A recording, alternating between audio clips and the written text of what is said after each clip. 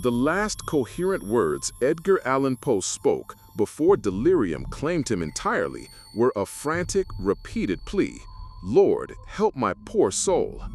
For 4 agonizing days, a brilliant mind descended into a terrifying abyss, his final utterances a jumbled tapestry of fear, confusion, and a single enigmatic name, Reynolds, that no one could fully explain. What truly happened to the master of the macabre in those desolate Baltimore hours, and why did his dying cries remain an enigma for generations? It was a mystery born of the street, sealed in a hospital bed, and whispered through the annals of literary history, a haunting coda to a life steeped in shadow and brilliance. The year was 1849. Baltimore, a city perpetually buzzing with commerce and ambition, now throbbed with the raucous energy of Election Day. October 3rd dawned crisp and cool, the kind of autumn morning that should have invigorated the senses.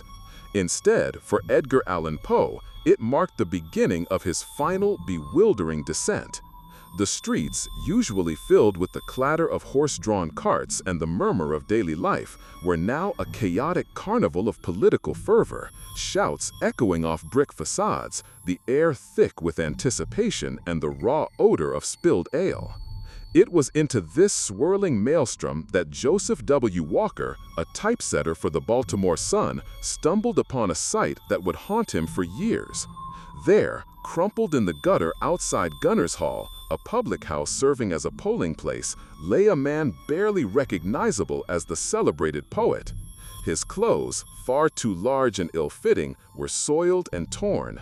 His face, usually sharp and aristocratic, was pale and unshaven, his eyes glazed with a distant, feverish madness. He was mumbling incoherently, his body trembling, a ghost of himself amidst the boisterous crowd. Walker, recognizing the famous face, immediately sent word to Dr. Joseph E. Snodgrass, a physician and editor who knew Poe personally. The weight of that discovery, the profound shock of finding such a titan of letters reduced to this pitiful state, must have been immense. It was the stark, brutal beginning of the end. But who was this man, this Edgar Allan Poe, whose final days would be shrouded in such profound mystery? He was an orphan, a literary pioneer, a man whose life was a series of heart-wrenching losses and soaring artistic triumphs. He had carved out a new literary landscape, inventing the detective story, perfecting the psychological thriller, and forever changing the face of Gothic horror. Yet, beneath the veneer of genius lay a soul perpetually haunted by the early death of his mother, the abandonment by his foster father, and, most devastatingly, the loss of his beloved young wife, Virginia, to tuberculosis. These traumas fueled his dark imagination, but also left him vulnerable, susceptible to the demons of alcohol and despair that often shadowed his path. Just weeks before his collapse, Poe had been in Richmond, Virginia, seemingly on the cusp of a new chapter. He was sober, engaged to a childhood sweetheart, and planning a new literary magazine. He spoke of a fresh start, a renewed hope for stability. His journey north was intended to settle business affairs, collect payment for lectures, and finalize arrangements for his proposed magazine, The Stylus. He was to travel from Richmond to Philadelphia, then to New York. Baltimore was a stop, a place where he had family, but not his ultimate destination. How he ended up in the gutters of this city, disoriented and wearing clothes not his own, remains the first and perhaps most baffling twist in his final tale. Dr. Snodgrass, upon receiving Walker's urgent message, rushed to Gunner's Hall. What he saw horrified him. Poe, known for his fastidious appearance, was now a grotesque caricature. The doctor later recounted the scene with a chilling precision. His clothes were old, soiled, and ill-fitting. His face was colorless, his eyes vacant and lusterless. There was a general prostration of the system. An indescribable expression of wild-eyed horror seemed to possess him. Snodgrass, along with Cole's uncle, Henry Herring, managed to secure a carriage and transport the ailing poet to Washington College Hospital. The journey through the bustling, indifferent streets must have felt like a descent into the underworld. Each jolt of the carriage a fresh agony for the broken man. The hospital ward itself offered little comfort. It was a bleak, utilitarian space, likely filled with the moans of the sick, the sterile scent of antiseptics, and the dim, flickering gaslight that cast long, dancing shadows. Poe was placed in a small, private room, isolated from the general ward, perhaps out of respect for his reputation or simply to contain his delirium. There, under the watchful yet ultimately helpless eyes of Dr. John J. Moran, the resident physician, Poe's final agonizing days unfolded. The hospital notes, sparse as they are, speak of a man in a constant state of agitation, hallucinating, and unable to communicate coherently for extended periods. The cold, hard reality of his suffering began to set in. The most widely circulated theory regarding Poe's mysterious state was cooping. In the brutal political landscape of 19th century America, especially in cities like Baltimore, cooping was a nefarious practice where gangs would kidnap unsuspecting citizens, force them to drink large quantities of intoxicating liquor, disguise them, and then compel them to vote multiple times at different polling places for a specific candidate. Poe, an intelligent man, but perhaps also susceptible in a moment of weakness or distraction, could have been an ideal target. The ill-fitting, soiled clothes, the disoriented state, the fact that he was found on election day near a polling station, all seemed to fit the grim pattern. The thought of Poe, the master of dark psychological narratives, being trapped in such a real-life horror is a chilling one. Yet, cooping was far from the only explanation offered for his rapid decline. Over the years, countless theories have emerged, each as tantalizing and inconclusive as the last. Was it alcohol poisoning, a relapse into the heavy drinking that had plagued him for years? Or perhaps a more potent concoction, a deliberate act of self-destruction? Some suggested opium, though evidence remained scarce.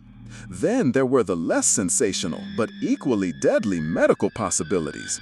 Brain fever, meningitis, even rabies, given his descriptions of fear and aversion to water.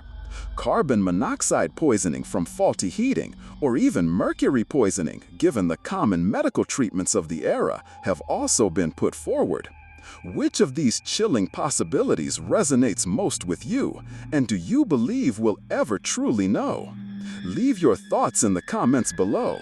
The more we discuss, the closer we get to understanding the truth. As the hours bled into days, Poe's condition worsened. He was trapped in a relentless cycle of fever, profuse sweating, and terrifying hallucinations. Dr. Moran's detailed account paints a harrowing picture. Poe would lie still for a while, then suddenly spring up, crying out, "Heavens, don't leave me! Don't leave me here alone!" His eyes would dart frantically, fixed on unseen horrors. He ripped at the bedclothes, struggling against invisible bonds. His face was a mask of terror, his mind a battlefield where sanity fought a losing war against unseen enemies. The sensory overload of delirium, the taste of bile, the burning sensation of fever, the chilling touch of sweat, the grotesque figures dancing in his peripheral vision. It was a waking nightmare from which he could find no escape. Amidst this terrifying chaos, one name escaped his lips with desperate repetition: Reynolds. Who was Reynolds? Was it a person, a character, a phantom of his subconscious? Poe had known a Jeremiah. Reynolds, an explorer and writer whose accounts of a hollow earth and Antarctic journeys captivated Poe's imagination, possibly influencing his novel, The Narrative of Arthur Gordon Pym. But why would this name, uttered with such urgency, become the focal point of his dying delirium? Was he calling for help, or perhaps confessing a secret, or merely replaying a fragment of a dream? The name hangs in the air, a final, unsolvable riddle from the master of riddles himself. The night of Saturday, October 6th was a brutal one. Poe was racked by convulsions and spent hours in a state of semi-consciousness, battling unseen forces. Dr. Moran, a man who had witnessed countless deaths, noted the profound terror that gripped Poe in these final moments. The fight for life, primal and desperate, was etched upon his emaciated frame. His breath came in ragged gasps, his skin clammy and cold despite the fever. The silence of the hospital room was punctuated only by his shallow breathing and the distant, muffled sounds of the city outside, oblivious to the tragedy unfolding within its walls. Then, just before dawn on Sunday, October 7th, the struggle ceased. At 5 o'clock in the morning, Dr. Moran, the sole witness to his final breath, noted a slight shiver pass through Poe's body, a final, almost imperceptible sigh, and then stillness. Edgar Allan Poe, a man whose work illuminated the darkest corners of the human psyche, passed away as mysteriously as he had lived, his life extinguished not with a bang, but with a barely audible whimper. There was no grand dramatic flourish, no eloquent final monologue, just the quiet cessation of breath in a dimly lit room, far from the literary salons and adoring public that had, at times, both celebrated and reviled him. The news of his death spread slowly, overshadowed by the very political machinations that may have contributed to his demise. His burial was as quiet and unassuming as his passing. He was laid to rest in the Westminster Hall and Burying Ground, in the family plot of his grandfather, a simple, unadorned grave. Only a handful of mourners attended the brief ceremony, a stark contrast to the fame he had achieved. It was almost as if the city, the world, wished to quickly fold him back into the shadows from which his dark genius had sprung. The mystery of his death, however, would not be so easily interred. The immediate aftermath of Poe's death saw his literary legacy irrevocably tainted by a vengeful literary executor, Rufus Wilmot Griswold. A rival and antagonist, Griswold published a scathing, libelous obituary just days after Poe's passing, portraying him as a drunken, immoral madman, a depraved genius whose life was as debauched as his darkest stories. This memoir of the author, filled with outright fabrications and malicious distortions, clung to Poe's reputation like a shroud, overshadowing his profound contributions to literature for decades. It deepened the mystery surrounding his final days, adding layers of sensationalism and moral judgment where only tragic confusion had existed. If the tragic end of such a brilliant mind moves you, consider subscribing. We unravel the final moments of history's most compelling figures, digging deep into the stories often left untold. Digging deep into as histórias muitas vezes não contadas. A história não contada de Edgar Allan Poe não é apenas sobre o veneno que Griswold despejou, é sobre o silêncio ensurdecedor que pairava sobre seus últimos dias, um vazio preenchido por rumores e especulações que perduram até hoje. Afinal, como um mestre da lógica e do mistério pôde desaparecer sem deixar rastros e ser encontrado em um estado de tão desorientação, proferindo palavras que ninguém conseguiu decifrar? Os últimos dias de Poe foram um pesadelo tão intrincado qualquer enredo que ele próprio pudesse ter concebido, mas sem a clareza da sua narrativa, apenas com o tormento da incerteza. A última vez que Edgar Allan Poe foi visto com clareza por alguém que o conhecia bem foi em 27 de setembro de 1849, em Richmond, Virgínia. Ele se preparava para viajar de trem para Filadélfia, onde tinha um compromisso editorial. Naquela manhã, ele se despediu de amigos, aparentemente em bom estado de saúde e espírito. Contou a alguns que estava indo para Nova York para um novo projeto e para buscar sua amada Sarah Helen Whitman. Ninguém notou nada de incomum. Ele parecia o Poe de sempre, intenso, brilhante, mas também com aquela melancolia intrínseca. Ele deveria ter chegado a Filadélfia em poucas horas, mas ele simplesmente desapareceu. Uma semana inteira se passou sem que houvesse qualquer notícia de seu paradeiro. Os dias se transformaram em uma lacuna assustadora, um hiato no tempo que desafiava qualquer explicação lógica. Onde estava o homem que havia desvendado os mais complexos enigmas em suas ficções? Ele próprio se tornou. Então, em 3 de outubro de 1849, uma figura estranha, cambaleante e vestida em andrajos que definitivamente não eram os seus próprios, foi encontrada em uma vala perto de Ryan's Fourth Ward Poes, em Baltimore. O local, conhecido por ser um ponto de votação e de intensa agitação política. Joseph W. Walker, um impressor local, reconheceu o homem em ruínas como Edgar Allan Poe, mas não foi uma tarefa fácil. Seus trajes eram grosseiros, de lã barata, velhos e sujos, roupas que um cavalheiro como Poe jamais usaria. Seu chapéu, um chapéu de palha amassado, cobria uma cabeça febril, e seus olhos, outrora tão penetrantes, agora estavam vidrados e vagos. Ele estava visivelmente perturbado, falando de forma incoerente, clamando por uma figura chamada Reynolds. Walker, chocado com a cena, pediu ajuda a Henry Herring, um parente distante de Poe. Herring, em sua misericórdia, conseguiu um leito para o poeta no Washington College Hospital, um hospital de caridade na época. Lá, Poe foi colocado sob os cuidados do Dr. John J. Moran, o médico residente. As condições do hospital eram precárias, mas para o estado em que ele se encontrava, qualquer abrigo era uma bênção. O que se seguiu foi um tormento de 4 dias. Poe não experimentou um momento de lucidez sequer que pudesse explicar o que havia acontecido. Sua mente, um labirinto de genialidade e tormento, estava agora em um delírio febril e constante. Ele se debatia na cama, alucinava com fantasmas e demônios e gritava por rostos que só ele via. Era uma visão angustiante da queda de um intelecto tão grandioso. Sua garganta estava inflamada, suas feições distorcidas pela doença e pelo medo. Os enfermeiros e o Dr. Moran tentaram acalmá-lo, mas seus esforços foram em vão. Poe repetia incessantemente o nome Reynolds, um nome que ninguém conseguiu identificar ou ligar a qualquer pessoa em seu círculo social. Seria um personagem de suas histórias? Um agressor? Um amigo perdido? A busca por Reynolds tornava-se um eco fantasmagórico nas paredes do quarto, um lembrete de que havia uma história se desenrolando na mente do poeta que eles jamais compreenderiam. Esse detalhe, por si só, já aponta para a solidão e o isolamento de sua agonia final. A angústia e a confusão que cercam os últimos dias de Poe nos lembram como a história pode ser implacável com os gênios. Se a capacidade de uma mente tão brilhante ser reduzida a um delírio toca, talvez este canal seja para você.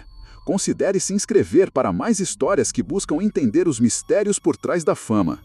A teoria mais aceita para o que aconteceu durante aquela semana perdida é a do cupping, uma prática eleitoral brutal e criminosa da época. Gangues políticas sequestravam pessoas vulneráveis, drogavam-as com álcool ou outras substâncias e forçavam-as a votarem em múltiplos locais, às vezes vestindo-as com disfarces para evitar o reconhecimento.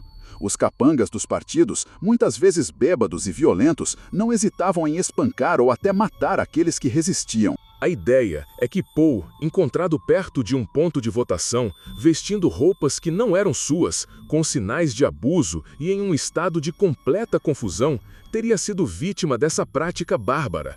Ele poderia ter sido espancado e deixado para morrer, ou o veneno que lhe deram para entorpecê-lo teria sido demais para seu corpo já fragilizado.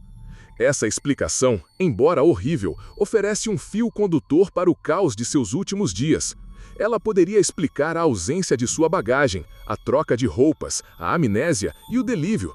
E, talvez, até mesmo a busca incessante por Reynolds talvez fosse o nome de um dos agressores. Mas, como em todo bom mistério de Poe, a verdade completa nunca se revelaria em plena luz. Ao longo de seus últimos 4 dias no hospital, o Dr. Moran observou a deterioração progressiva de Poe. Ele parecia oscilar entre acessos de fúria e momentos de um terror abjeto. Poe, o homem que havia mergulhado nas profundezas da psique humana e emergido com obras-primas do terror psicológico, estava agora preso em seu próprio inferno particular. No dia 7 de outubro de 1849, por volta das 5 da manhã, o fim estava próximo. A febre havia queimado o restante de sua energia e seu corpo estava se rendendo. o Dr. Moran registrou as últimas palavras de Poe, palavras que ecoaram na história como um lamento sombrio e incompreendido, lançando uma sombra ainda maior sobre sua já enigmática morte. Naquele quarto escuro, apenas iluminado por uma vela tremuluzente, entre gemidos e suspiros, Edgar Allan Poe proferiu sua derradeira frase. Ele sussurrou, ou talvez gritou em seus últimos acessos: "Senhor, ajuda minha pobre alma." E então, ele partiu. Mas essa não foi a única declaração estranha, nem a mais misteriosa. Antes de "Senhor, ajuda minha pobre alma", Poe tinha outro nome em seus lábios, repetido vezes sem conta, de forma ininteligível para os presentes. Alguns relatam que ele murmurou Reynolds uma última vez, outros que era algo mais sinistro. A confusão era tamanha que cada testemunha parecia ter uma versão ligeiramente diferente do caos vocal do poeta. E é aqui que a incompreensão realmente se aprofunda. As palavras finais que o Dr. Moran registrou são comumente citadas, e a prece "Senhor, ajuda minha pobre alma" parece, à primeira vista, uma súplica desesperada e compreensível de um homem à beira da morte. Mas, para muitos, essa simplicidade não se encaixava com o homem complexo e muitas vezes cético que Poe havia sido. Seria essa uma frase genuína de sua alma, ou mais uma manifestação do delírio, uma frase genérica que não revelava nada sobre a causa de sua agonia, nem sobre os segredos que ele levava consigo? A própria facilidade de compreensão dessa frase a torna paradoxalmente a mais difícil de crer como a verdade única de seus derradeiros momentos. Pense nisso, um gênio da escrita, cujo cada conto, cada poema era meticulosamente construído com camadas de significado e simbolismo, de repente se resigna a uma frase tão comum.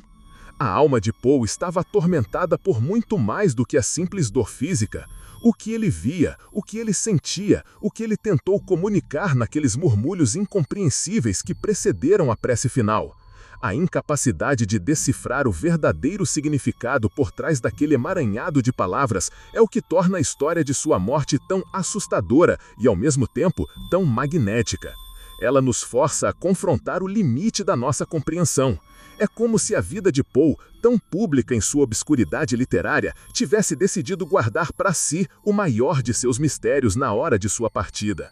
Cada suspiro, cada grito, cada nome que escapava de seus lábios doentes era um fragmento de um quebra-cabeça que jamais seria montado. Se você se sente intrigado pela ideia de que as últimas palavras de uma pessoa podem esconder um segredo profundo, deixe um sim nos comentários e compartilhe sua própria teoria sobre o que Poe poderia tentar nos dizer. A ironia do destino é cruel. O homem que dedicou sua vida a desvendar os recônditos da mente humana, a expor a loucura e a razão em suas formas mais extremas, partiu em um estado de completa irracionalidade. O mistério de suas últimas horas, então, não reside apenas no que causou sua morte, mas no que ele viveu e tentou expressar enquanto ela se aproximava. As palavras finais que o Dr. Moran registrou são apenas a ponta do iceberg, a frase que o delírio permitiu que fosse articulada de forma minimamente clara. O restante, o verdadeiro cerne de sua agonia, permaneceu aprisionado em sua mente, além da compreensão de qualquer um que estivesse ali. E esse é o fardo de quem busca a verdade em meio ao caos, a aceitação de que nem tudo pode ser compreendido. A figura de Reynolds, o estado de suas roupas, a lacuna na memória, o delírio febril e a prece final, tudo se junta para formar um mosaico incompleto, um testamento do último grande mistério de Edgar Allan Poe. A história de sua morte não é a de um simples fim, mas a de um enigma que continua a nos assombrar, ecoando as palavras não ditas e os pensamentos incompreendidos de um dos maiores contadores de histórias que o mundo já conheceu. And so, the enigma endures.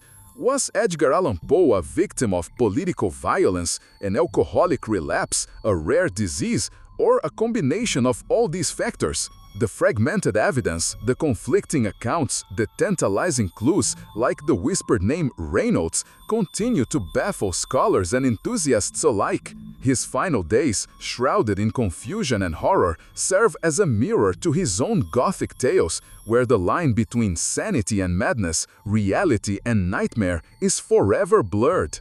It's a testament to the fact that even the most brilliant minds can be undone by the simplest, most brutal turns of fate, leaving behind only questions and the echoing cry of a soul desperately seeking help. The legacy of Edgar Allan Poe is not just his dark poetry and chilling tales, but also this enduring mystery of his death. It's a tragic irony that the man who created the detective story would himself become the subject of an unsolvable case.